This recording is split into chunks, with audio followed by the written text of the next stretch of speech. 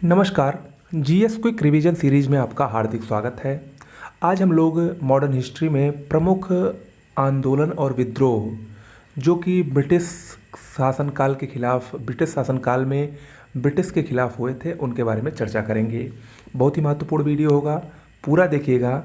और शुरुआत करने से पहले एक ज़रूरी सूचना, अगर आप लोग यूपीपीसीएस प्रारंभिक परीक्षा, आरओ एआरओ परीक्षा की तैयारी कर रहे हैं और चाह रहे हैं कि पहली बार में ही सफलता मिले, तो हमारे चैनल पर सामान्य अध्ययन की कंप्लीट और करंट अफेयर्स के साथ साथ हिंदी की भी बेहतरीन नोट्स उपलब्ध हैं। अगर आप लोग इस नोट्स को लेते हैं तो आपको पूरा इतिहास, भूगोल, संविधान, पर्यावरण, कृषि, यूपी स्पेशल, जनसंख्या, करंट अफेयर्स और हिंदी सबकी अलग अलग पीडीएफ के रूप में नोट्स दी जाएगी, जो कि अपने आप में अपडेटेड और बहुत ही बेहतरीन नोट्स हैं। इस नोट्स को लेने के लिए या इसके बारे में ज़्यादा जानकारी प्राप्त करने के लिए, सैंपल देखने के लिए आपको इस नंबर पर व्हाट्सएप या टेलीग्राम के जरिए नोट्स लिखकर मैसेज करना है। वहाँ पर आपको इसके आगे की सारी प्रक्रिया और सारी जानकारी दी जाएगी। ओके, चलिए शुरुआत करते हैं। हम लोग अपने टॉपिक पर आते हैं। प्रमुख आंदोलन और विद्रोह में बात करते हैं सबसे पहले किसान आंदोलन की। देखिए, ब्रिटिश उपनिवेशवादी शासन ने भारत के सामाजिक, आर्थिक और धार्मिक यानी सभी क्षेत्रों को व्यापक रूप से प्रभावित किया। इसी के परिणाम स्वरूप सभी प्रभावित हितों वाले समुदायों ने, चाहे वो किसान हों, चाहे वो आदिवासी हों, चाहे वो आम नागरिक हों, उन सभी ने अपने हितों के संरक्षण के लिए ब्रिटिश शासन के खिलाफ विद्रोह किए। समय समय पर बहुत सारे विद्रोह हुए, जिनमें से कुछ विद्रोह ब्रिटिश ने बहुत पूरी तरीके से कुचल दिया, लेकिन कुछ विद्रोह सफल भी हुए थे। तो उन्हीं में से जो इम्पोर्टेंट है परीक्षा की दृष्टि से, उन सभी विद्रोहों को आज हम लोग इस वीडियो में देखेंगे। बहुत ही महत्वपूर्ण टॉपिक है, पूरा वीडियो देखिएगा। अच्छा लगेगा तो चैनल को सब्सक्राइब तुरंत करिए, पास में लगे बेल आइकन को प्रेस करिए ताकि आपको आने वाले सभी वीडियोज़ की नोटिफिकेशन मिलती रहे। सबसे पहले हम लोग किसान आंदोलन देखते हैं। किसान आंदोलन में सबसे पहला विद्रोह है नील विद्रोह। देखिए, इससे आमतौर पर दो टाइप के क्वेश्चन पूछते हैं। पहला तो आपसे सीधा सीधा पूछ लेगा कि निम्न में से ये विद्रोह किस वर्ष हुआ था, या कभी कभी पूछता है कि एक तरफ विद्रोह का नाम दे देगा, दूसरी तरफ सन दे देगा उसका, किस वर्ष में हुआ था, और आपको मैच कराने के लिए बोलेगा कि कौन सा विद्रोह किस वर्ष हुआ था, इसको आप मैच कराइए। तो इस प्रकार के प्रश्न इससे हर साल पूछे जा रहे हैं। आगामी 2-3 वर्षों से इससे 1 से 2 प्रश्न जरूर रहता है, तो इग्नोर करने वाला टॉपिक ये बिल्कुल भी नहीं है। नील विद्रोह 1859-60 में बंगाल में हुआ था। नील विद्रोह के बारे में जानकारी हासिल करते हैं। नील विद्रोह 1857 विद्रोह के पश्चात पहला संगठित विद्रोह था। इसके प्रमुख नेता दिगंबर विश्वास और विष्णु विश्वास थे। ये विद्रोह किसानों को नील की खेती करने के लिए बाध्य करने पर हुआ था। ब्रिटिश सरकार भारतीय किसानों से जबरन नील की खेती करवा रही थी, जबकि भारतीय जो किसान थे वो नील की खेती करने को तैयार नहीं थे। इसीलिए उनका विद्रोह करने पर यह प्रमुख रूप से नील विद्रोह हुआ था। ओके, दीनबंधु मित्र का एक बहुत ही प्रसिद्ध नाटक है नील दर्पण। उसमें इस विद्रोह का वर्णन किया गया है, बहुत बार परीक्षा में आया है। दीनबंधु मित्र के नाटक नील दर्पण में नील विद्रोह का वर्णन किया गया है। इसके अलावा इस विद्रोह के बारे में हम बात करें तो बाद में 1860 ईस्वी तक जाते जाते अंग्रेज़ों ने इसमें नील की खेती को पूरी तरीके से बंद कर दिया और ये किसानों का एक सफल आंदोलन हुआ था। ओके, दूसरा है पाबना विद्रोह। 1873 से 76 के बीच में पाबना विद्रोह बंगाल में हुआ। इसके नेता ईशान चंद्र राय थे। ये विद्रोह भी जमींदारों द्वारा लगान की दर को बढ़ाए जाने के कारण हुआ था। तीसरा है मोपला विद्रोह, मोस्ट इम्पॉर्टेंट है। 1921 में केरल के मालाबार में हुआ था मोपला विद्रोह। मोपला एक मुस्लिम जाति थी और ये अधिकतर गरीब थे। इन्होंने अंग्रेज़ों के विरुद्ध ये विद्रोह किया था। इस विद्रोह में महात्मा गांधी, शौकत अली और मौलाना अबुल कलाम आज़ाद ने मोपला विद्रोह में मोपला मुस्लिमों का समर्थन किया था। ओके, इसके बाद है एका आंदोलन। 1921-22 में मदारी पासी, जो कि पिछड़ी जाति के नेता थे, उनके द्वारा हरदोई, सीतापुर और बहराइच में ये आंदोलन चलाया गया। इसका भी कारण वही अत्यधिक लगान था। इसके बाद आता है बारदोली सत्याग्रह, मोस्ट इम्पॉर्टेंट है। 1928 में गुजरात के सूरत जिले के बारदोली नामक गांव में ये लगान ना देने के लिए एक बहुत ही प्रसिद्ध जनजाति थी वहाँ की, जिसको काली पराज कहा जाता है, यानी काले लोग, काली पराज जनजाति द्वारा लगान ना देने के लिए ये सत्याग्रह किया गया था। इसका नेतृत्व वल्लभ भाई पटेल ने किया था। इस आंदोलन में महिलाओं की भी सक्रिय भागीदारी थी। इसी आंदोलन में ही बारदोली की महिलाओं ने सरदार पटेल को सरदार की उपाधि दी थी। ओके, इम्पोर्टेंट है। अगला है तेभागा आंदोलन, 1946 से 50 के बीच में बंगाल में हुआ था तेभागा आंदोलन। ये उत्पादन के 1/3 मांग के विरोध में हुआ था। ओके, इसका नेतृत्व कंपाराम सिंह और भवन सिंह ने किया था। अगला है अखिल भारतीय किसान संगठन, 1936 में इसकी स्थापना हुई थी। मोस्ट इंपॉर्टेंट है, अखिल भारतीय किसान संगठन की स्थापना 1936 में हुई थी। इसके संस्थापक स्वामी सहजानंद सरस्वती तथा महासचिव NG रंगा थे। इसका पहला सम्मेलन 1936 में ही हुआ था। इस सम्मेलन में एक बात याद रखिएगा, जवाहरलाल नेहरू ने भी भाग लिया था। ओके, आगे बढ़ते हैं। उत्तर प्रदेश किसान सभा, 1918 में इसकी स्थापना हुई थी। गौरी शंकर मिश्र, इंदु नारायण द्विवेदी और मदन मोहन मालवीय इसके संस्थापक थे। मदन मोहन मालवीय भी नोट डाउन कर लीजिए। इसके बाद है अवध किसान सभा, 1920 में इसकी स्थापना बाबा रामचंद्र ने की थी। ओके, आंध्र रैयत सभा 1923 में NG रंगा ने स्थापित की थी। तो ये कुछ प्रमुख किसान आंदोलन और संगठन थे। इसके बाद हम लोग आते हैं दूसरे टॉपिक की तरफ, नागरिक और आदिवासी विद्रोह की तरफ। ये भी बहुत महत्वपूर्ण है। इस विद्रोह में सबसे पहले हम लोग बात करते हैं सन्यासी विद्रोह की।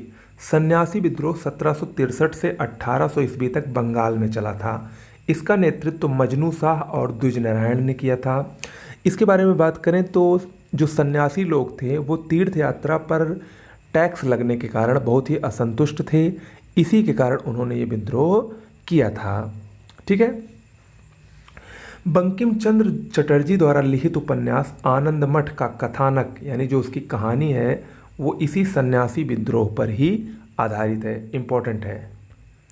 इसके बाद अगला है चुआर विद्रोह, 1766 से लेकर 1816 तक चुआर विद्रोह। इसका नेतृत्व जगन्नाथ ने किया था। इसका नेतृत्व जगन्नाथ ने किया था। ये बंगाल और बिहार में हुआ था।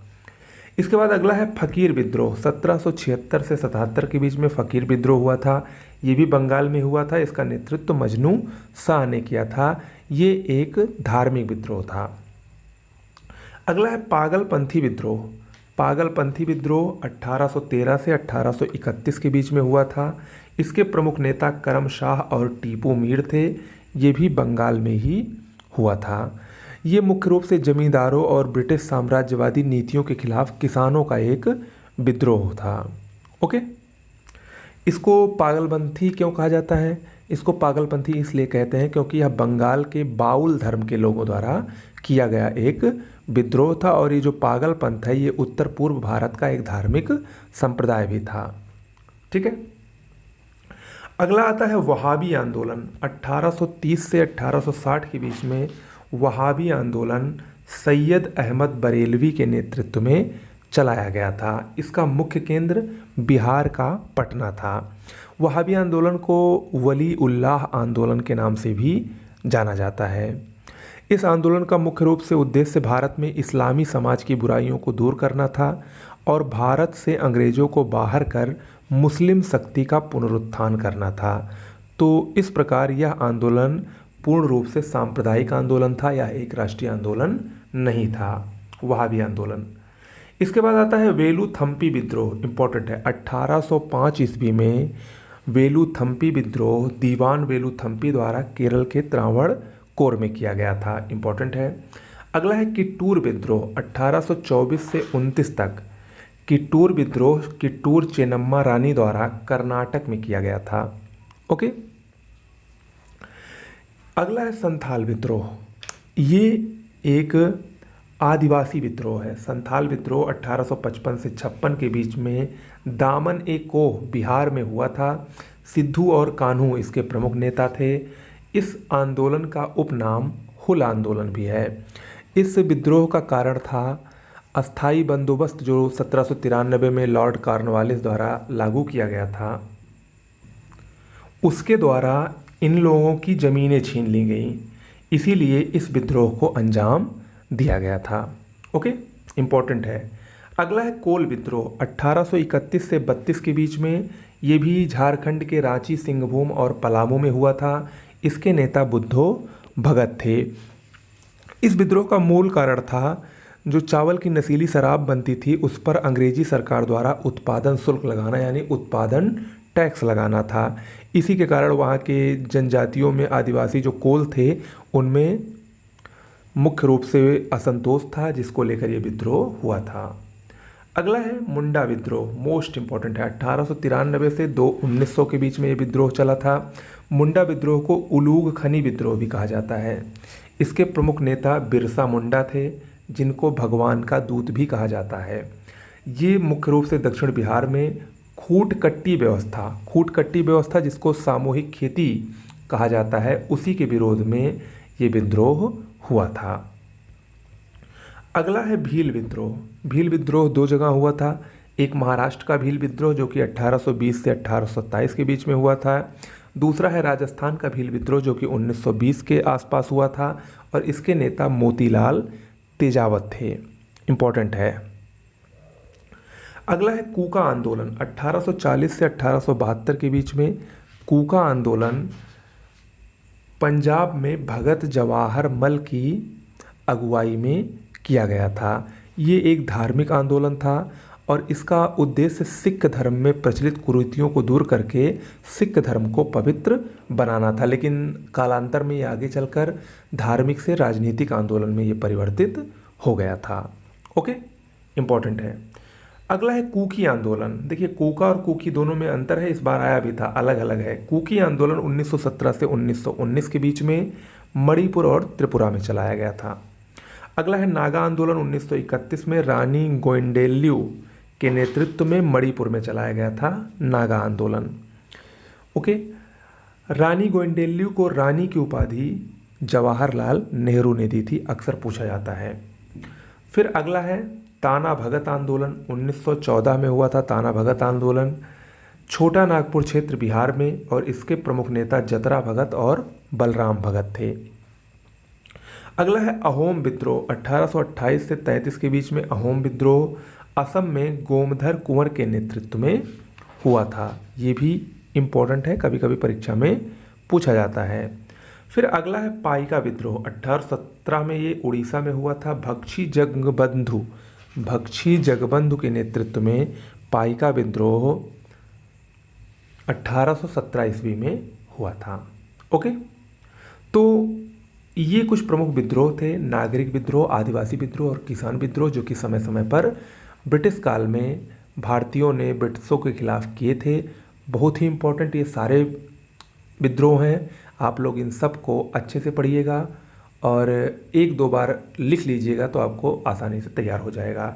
इसके लिए इसके साथ साथ अगर आप लोग नोट्स लेना चाहते हैं तो बिल्कुल भी देर मत करें, नोट्स कंप्लीट उपलब्ध है। जितना लेट करते जाएंगे उतनी आपकी सफलता की दर कम होती जाएगी। अगर आप लोग पहली बार तैयारी कर रहे हैं या बार बार तैयारी कर रहे हैं, आपको लाभ नहीं मिल रहा है, तो एक बार अगर अमन स्टडी पॉइंट पर विश्वास कर रहे हैं तो एक बार ज़रूर ट्राई करिए। निश्चित रूप से आपको निराश होने की आवश्यकता नहीं पड़ेगी। नमस्कार।